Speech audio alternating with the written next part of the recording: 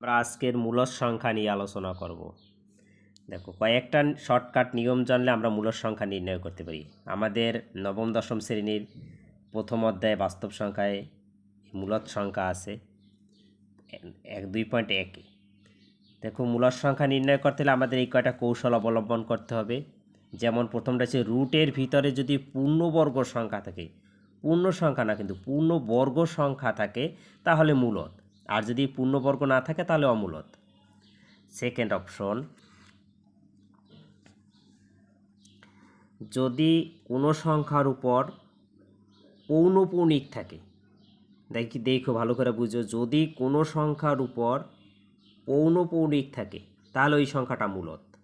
যদি পৌনঃপুনিক থাকে, পৌনঃপুনিক বলতে বোঝায় একাধিক সংখ্যা, একই সংখ্যা বারবার থাকা, একাধিক সংখ্যা না, একই সংখ্যা বারবার থাকা, তাহলে হচ্ছে সেটা মূলদ সংখ্যা। তারপরে আরেকটা আছে দশমিকের পরে যদি একই সংখ্যা বারবার আসে তাহলেও মূলদ সংখ্যা। তাহলে এই তিনটা কৌশল আমাদের জানতে হবে। দ্বিতীয়টা আগে দেখো, এখানে লেখা আছে যদি কোনো সংখ্যার উপর পৌনঃপুনিক থাকে। এখন পৌনঃপুনিক আমরা জানি, যেমন 1.43, যেমন এখানে থাকে, এখানে এরকম চিহ্ন থাকে, এটারে বলে পৌনঃপুনিক। যদি এরকম কোনো সংখ্যা থাকে, পৌনঃপুনিকের কোনো সংখ্যা থাকে, তাহলে সেটা মূলদ সংখ্যা।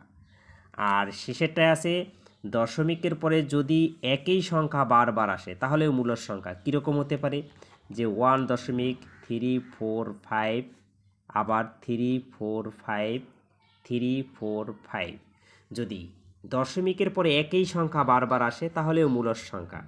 এবার একটু প্রথমটা দেখো, যেমন আমাদের প্রথমটা ছিল যে রুটের ভিতরে যদি পূর্ণবর্গ সংখ্যা থাকে তাহলে মূলদ। যেমন এই একটা রুটের ভিতরে 27 আছে আর নিচে 28 না 48 হবে, 48 আছে। তাহলে এরকম যদি সংখ্যা থাকে প্রথমে তোমরা কাটাকাটির চেষ্টা করবা, উপর নিচের সংখ্যাগুলো কাটাকাটি করা যায় নাকি। যেমন আমরা যদি 3 দিয়া কাটি, দেখো 3 দিয়া কাটলে আমরা সংখ্যাটা এরকম পাই, যে উপরে 3 দিয়া কাটে 3 নং 27 আর নিচে পাও তুমি 3 নং 48। এবারে 9-এর উপরে রুট আছে, 16-এর উপরে রুট আছে। এবার তোমরা রুটটারে আলাদা করে দাও। আচ্ছা, আমি 9-এর উপর রুট আলাদা করলাম, আবার 16-এর উপরে রুট আলাদা করলাম।